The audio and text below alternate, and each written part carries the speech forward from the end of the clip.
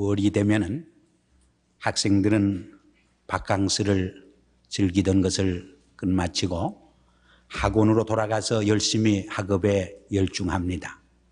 사학가나 직장인들도 여름철에 해이해졌던 마음의 끈을 졸라매고 자기 사업과 일에 매진하는 것을 봅니다.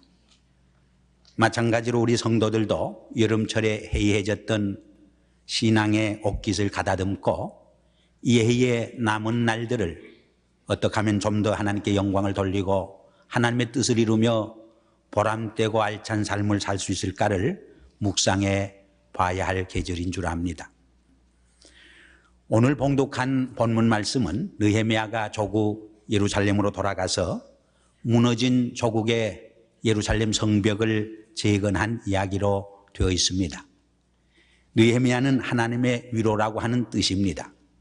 그는 자기의 이름 그대로 하나님의 위로를 이스라엘 백성들이 시리와 좌절 중에 있을 때 부어줬고 어둠 속에 헤맬 때 빛을 비춰 주었습니다. 그래서 어떤 이는 느헤미야를 오실 예수님의 그림자라고 설명하기도 합니다. 그는 역사의식이 분명했고 뜨거운 불타는 민족애가 있었고 경건한 신앙의 삶이 있었습니다. 원래 이 느헤미야는 바벨론이 이스라엘 백성을 침략해서 정복할 때 전쟁 포로로 끌려갔던 하가랴의 아들로 이방에서 태어납니다. 다시 말해서 이민 2세였습니다. 그런데 그 후에 바벨론이 바사에 의해서 멸망을 당하고 바사의 아닥사스다 1세 임금님이 통치를 할 때에 그의 픽합을 받습니다. 그래서 이 아닥사스다 임금님의 술 맡은 관원이 됩니다. 술 맡은 관원은 별게 아닌 직분 같지만은 사실은 옛날 임금이 통치하는 시대에 대단히 중요한 직책이었습니다. 그것은 술에 독약이 탄 있는가 독약이 타여 있지 않은가를 검사하는 직분이었습니다. 그러므로 술 맡은 장관은 임금님의 독특한 사랑과 신뢰를 받는 사람만이 할 수 있었습니다. 그러한 임금님의 총애와 신뢰를 받았기 때문인지 모르지만은 그는 유대의 총독으로 파송을 받아서 12년 동안 통치를 합니다. 그러나 다시 바사로 돌아가 복무할 때입니다. 조국 예루살렘이 폐허되고 여러 가지 어려운 난관에 부닥쳤다고 하는 소식을 들으면서 마음 아파합니다. 그런데 특별히 임금님의 허락을 받아 예루살렘을 방문하게 됩니다. 그는 3일 동안 조용히 사람들을 만나지 아니하고 기도하고 묵상하는 가운데 하나님의 계시와 음성을 기다립니다. 그때 하나님께서 느헤미야에게 예루살렘에서 무엇을 할 것인가를 계시해 주시고 환상을 보여주시고 말씀을 들려주십니다. 그때 그 밤에 일어나서 조용히 몇 사람의 부하를 데리고 무너진 예루살렘 성벽을 살펴봅니다. 그리고 기회를 노려서 유대 종교 지도자들과 유대의 지도자들과 그리고 유대 백성들에게 너희들이 목도하는 바 이렇게 예루살렘 도성이 회파되었는데 다시는 수치를 당하지 않게 이 도성을 재건하자고 제안하고 격려합니다. 그들의 마음을 고무시키고 격려하기 위해서 하나님의 선한 손길이 어떻게 역사해서 왕으로 하여금 자기에게 특사를 내리어서 예루살렘에 오게 되었는가를 말합니다. 그때 모든 유대 백성들이 한마음 한뜻이 되어서 이 선한 일을 행하기 위해서 우리가 일어나 건축하자 하고 소리를 치게 됩니다. 물론 그들 앞에 어려움이 없지 않아 있었습니다. 예를 들면 그 땅에 사는 암몬 사람들과 아라비아 사람들이 이것은 결국 바사 왕을 배반하는 행위라고 비웃고 방해를 합니다. 그때 느헤미야는 확신을 가지고 믿음 안에서 여호와 하나님께서 우리를 형통케 하리니 우리가 이 일을 건축하자고 소리치게 됩니다. 여기 영어 성경에는 형통하리라는 말을 하늘의 하나님께서 우리에게 성공을 주리니 우리가 건축하자, 혹은 어떤 성경에는 여호와 하나님께서 우리를 번영케 하리니 우리가 일어나 건축하자, 그렇게 번역을 했습니다. 이것이 오늘 봉독한 본문 말씀의 줄거리요 골자입니다. 우리는 오늘 본문 말씀을 통해서 이 선한 일을 행함에 있어서, 이 크고 귀한 일을 행함에 있어서 느헤미야와 유대 백성들이 어떻게 했는가를 우리에게 보여줍니다. 이 사실을 통해서 오늘 우리를 향한 하나님의 음성을 듣고 주님께서 우리에게 하시기를 원하는 주님의 음성에 귀를 기울이는 시간이 되었으면 합니다. 첫째로 12절에 보면은 내 하나님이 내 마음을 감하사 예루살렘을 위하여 행할 길을 보여주셨다고 하는 말씀이 있습니다. 그는 예루살렘에 와서 사람들을 만나서 자기의 계획과 자기의 꿈과 자기의 뜻을 이야기하지 않았습니다. 3일 동안 아무도 만나지 아니하고 조용히 기도하고 묵상하는 가운데 하나님이 나를 통해서 예루살렘 조국을 위해서 해야 할 일이 무엇인가를 기다리고 하나님의 음성을 듣기를 원했습니다. 여기에 대단히 중요한 메시지가 있습니다. 우리 성도들은 무슨 일을 하든지 그 일이 적은 일이든 큰 일이든 먼저 내 생각을 앞세우고 내 계획을 앞세우고 내 인간적인 지혜를 앞서기 전에 먼저 하나님의 음성을 듣기를 기다려야 합니다. 하나님께서 말씀해 주시는 그 음성에 경청하고 하나님이 보여주시는 계시의 말씀에 귀를 기울이고 하나님께서 내게 보여주는 환상을 보기를 기다릴 줄 알아야 한다는 것입니다. 왜냐하면 인간이 계획을 하고 인간이 경영을 해도 이루시는 분은 여호와 하나님이시기 때문입니다. 여호와 하나님의 생각은 우리 인간의 생각보다 높고 크기 때문입니다. 시편 기자도 말하기를 여호와 하나님께서 함께하지 않으면 집 짓는 자의 수고가 헛되고 파수꾼의 경성함이 헛되다고 말했습니다. 너희가 일찍 일어나고 늦게 누우며 수고의 떡을 먹음이 헛되다고 했습니다. 여호와 하나님께서 우리의 계획을 조명해 주지 아니하고 우리가 하나님의 말씀에 비추어서 우리의 생각과 계획을 조명해 보지 아니하고 우리의 생각대로만 하게 될 적에 그 일을 실패로 끝낼 수밖에 없기 때문입니다. 우리는 이번 소련 사태를 통해서도 이 사실을 너무나 생생히 지켜봤습니다. 70년 동안 철통같이 공산주의자들이 소련을 통치하고 지배하고 세계를 다스렸지만은 그렇게 하루아침에 힘없이 맥없이 소련의 공산당이 무너질 줄은 꿈에도 생각하지 못했습니다. 여기에 우리의 생각보다 높으신 하나님의 섭리의 손길이 있는 것을 봅니다. 역사를 향한 하나님의 경륜과 뜻이 있는 것을 봅니다. 쿠데타를 일으켰을 때도 쿠데타가 그렇게 힘없이 맥없이 군중들의 힘에 의해서 무너질 줄 누가 알았습니까? 여기에 바로 무력보다 더 강하신 하나님의 선한 손길이 역사하고 역사를 지배하시고 섭리하고 통치하는 모습을 우리는 볼 수 있습니다. 그러므로 우리 크리스찬들은 느헤미야처럼 우리가 어떤 일을 계획하고 어떤 일을 행할 적에 조용히 무릎을 꿇고 겸손히 하나님의 음성에 귀를 기울일 줄 알아야 합니다. 하나님의 말씀에 우리의 생각 계획을 조명해 볼 수 있어야 합니다. 그리고 하나님의 뜻을 이루고 하나님의 영광을 추구하기 위해서 우리는 힘쓰고 노력해야 할 줄 아는 것입니다. 두 번째로 12절 하반절에 보면은 밤에 일어나서 하는 말이 있습니다. 밤에 일어나 하는 말과 함께 13절 15절에서도 그 밤에 하는 말씀이 세 번씩이나 반복되고 있습니다. 그것은 무엇을 우리에게 말해줍니까? 그것은 느헤미야가 하나님의 음성을 들었을 적에 하나님의 계시의 말씀을 접하게 되었을 적에 지체하지 아니하고 그 하나님의 명령과 말씀과 하나님이 보여준 그 환상을 실천하고 순종하기 위해서 행동에 옮겼던 것을 의미합니다. 하나님은 오늘날에도 어떤 사람들을 통해서 하나님의 새 일을 이루어 가시기를 원하는가? 하나님의 말씀에 순종하고 하나님의 말씀에 순종하기 위해서 지체하지 아니하고 열심으로 부지런히 행동으로 옮기는 실천과 헌신의 사람을 통해서 그리고 밤에 일어날 줄 아는 영적으로 신앙적으로 깨어있는 사람들을 통해서 하나님은 새 사건을 일으키고 하나님은 새 역사를 이 땅 위에 펼쳐가는 것을 볼 수 있습니다. 세 번째로 15절에 보면은 올라가서 성벽을 살펴본 후에 하는 말이 있습니다. 여기 살펴본 후에 살펴보았다 하는 말이 대단히 중요한 의미를 지닙니다. 그는 하나님의 음성을 듣고 하나님께서 그에게 예루살렘을 위해서 무엇을 할 것인가를 음성을 들려주었을 적에 그는 지체하지 아니하고 밤에 일어나서 성벽을 살펴보게 된 것입니다.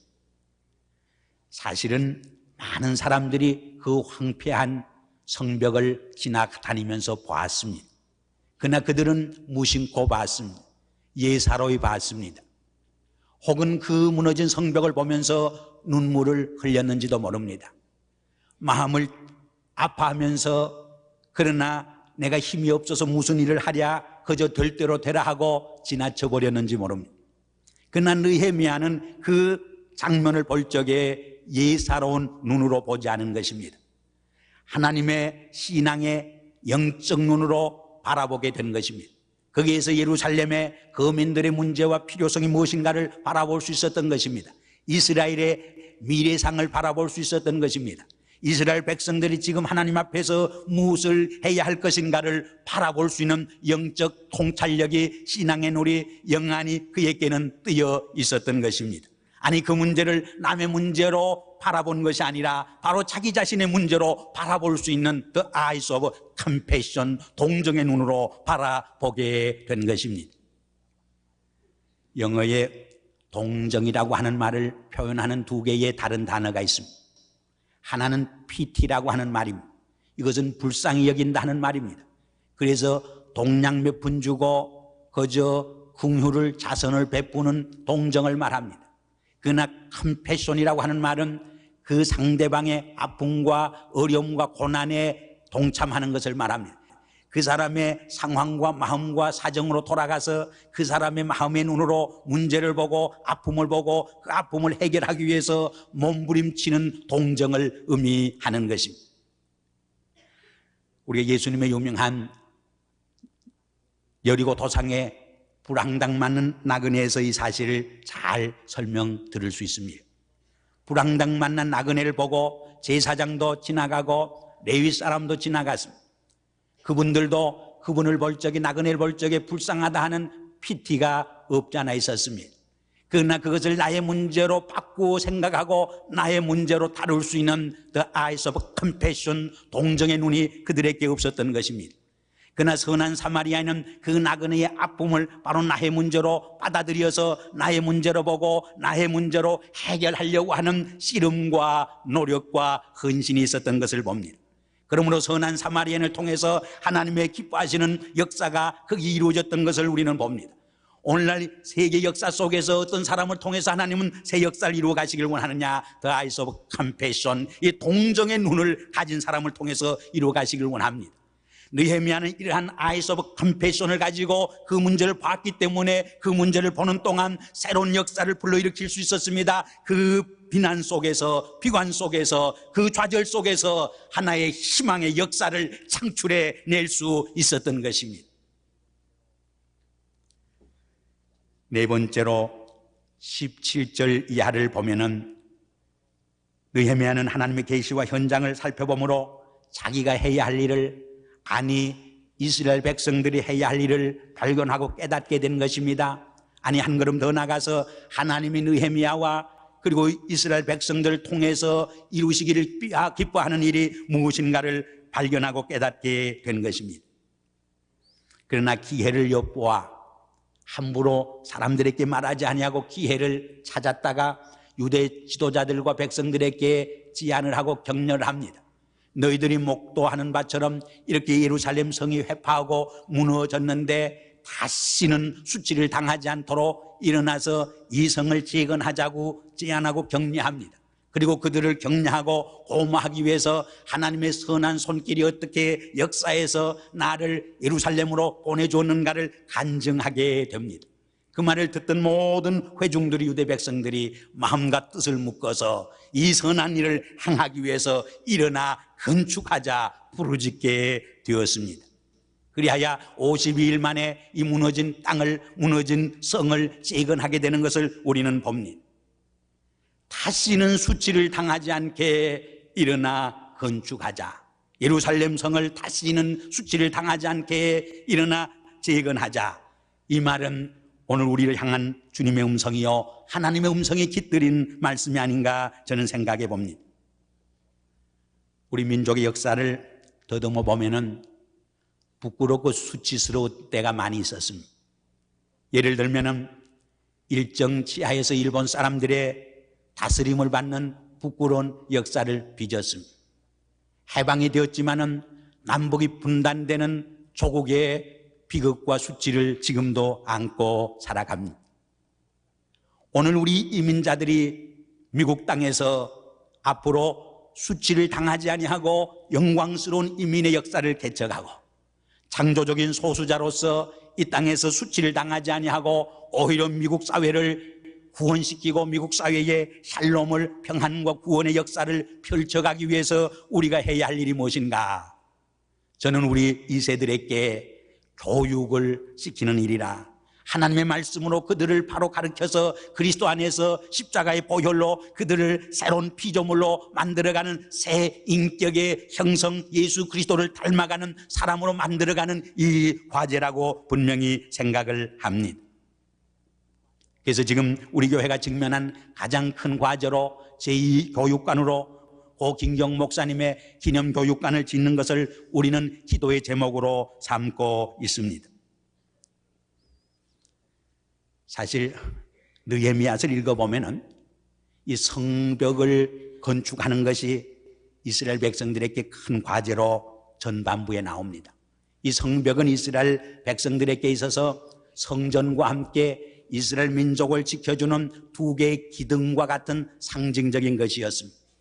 성벽은 외적으로부터 유대민족을 지켜주는 방패가 되었습니다. 반면에 성전은 내적으로 부패해서 그들의 인격이 썩고 그들의 영혼이 죽고 질식을 당하는 내부적인 적에서 그들을 지켜주는 하나의 방패가 된 것입니다. 그래서 느헤미야서를 읽어보면 1장에서 7장까지는 예루살렘의 무너진 성벽을 재건하는 일로 기록되어 있습니다. 그러나 8장에서 13장까지는 그들의 마음의 내적 변화와 내적 삶을 새롭게 하기 위해서 하나님과의 말씀의 언약을 새롭게 하는 내면적인 변화와 부흥을 다루고 있습니다. 사실 궁극적으로 느헤미야서를 통해서 주시려고 하는 것은 사실은 예루살렘 성벽을 짓는 것이 아니라 그 성벽을 지은 후에 그들의 내면적인 국민들의 백성들의 도덕적, 인격적, 신앙적, 영적 부흥을 불러일으키는 데 근본적인 목표가 있었던 것입니다. 오늘 우리들도 교육관을 짓는 것이 궁극적 목표는 아닙니다. 그 교육관을 통해서 하나님의 말씀의 교육을 바로 우리의 자라나는 2세들에게 잘 시키는 데 목적이 있습니다. 그럼에도 불구하고 교육관을 짓는 것이 필요한 것은 마치 이스라엘 사람들이 예루살렘 성벽을 지은 다음에 그 안에서 하나님의 말씀을 가르치는 부흥운동을, 새로운 영적 운동을 불러일으킨 것처럼 교육을 하기 위해서 시설을 갖춰야 하기 때문인 것입니다. 오늘 나성 영락교회 미래상이 어디 있습니까? 오늘 코리안 아메리칸의 미래상이 어디 있습니까? 우리 가정에 주신, 우리 교회에 주신, 우리 커뮤니티에 주신 이 세대를 얼마나 하나님의 말씀으로 바로 교육하느냐가 우리의 미래상이 될 것입니다. 오늘 많은 청소년들이 미국 사회에서 죄악에 물들어 탈선한다는 이야기를 듣습니다. 그들을 바로 가르치고 양육하기 위해서 가장 중요한 교육적 과제가 우리 교회에 짊어져 있는 줄 압니다. 제가 말씀드리려고 하는 것은 교회 성장과 교회 부흥에 있어서도 이 교회 학교 교육이 얼마나 중요하다고 하는 것을 우리는 깨달아야 한다는 말입니다. 우리 교회에 나오는 많은 성도들 중에 왜 영락교회를 선택했느냐 물으면은 자녀 교육들을 위해서 선택했다 하는 분들을 많이 듣습니다. 오늘날 많은 성도들이 자기 중심보다 자기 자녀들을 신앙적으로 바로 말씀으로, 하나님의 말씀으로 잘 양육해주고 교육시켜줄 교회를 찾고 있는 것을 봅니다.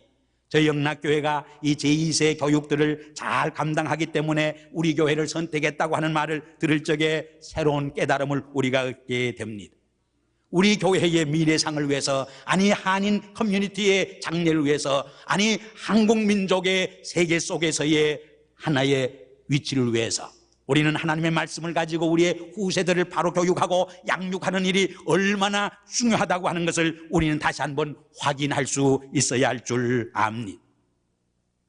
이를 위해서 저희 교회에서는 제2교육관을 짓기로 하고 고김경 목사님이 늘 교육에 큰 관심을 가졌기 때문에 기념교육관으로 짓기로 했습니다.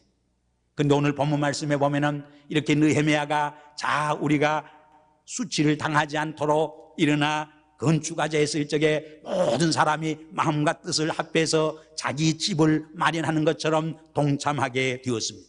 그때의 어려움도 조금은 있었지만은 52일 만에 성벽을 완성해서 하나님께 무한한 영광을 돌리고 그들에게 하나님의 약속을 축복받을 수 있는 놀라운 새로운 영적 운동이, 교육적 운동이, 말씀의 새신 운동이 다시 일어나게 되는 모습을 우리는 봅니다.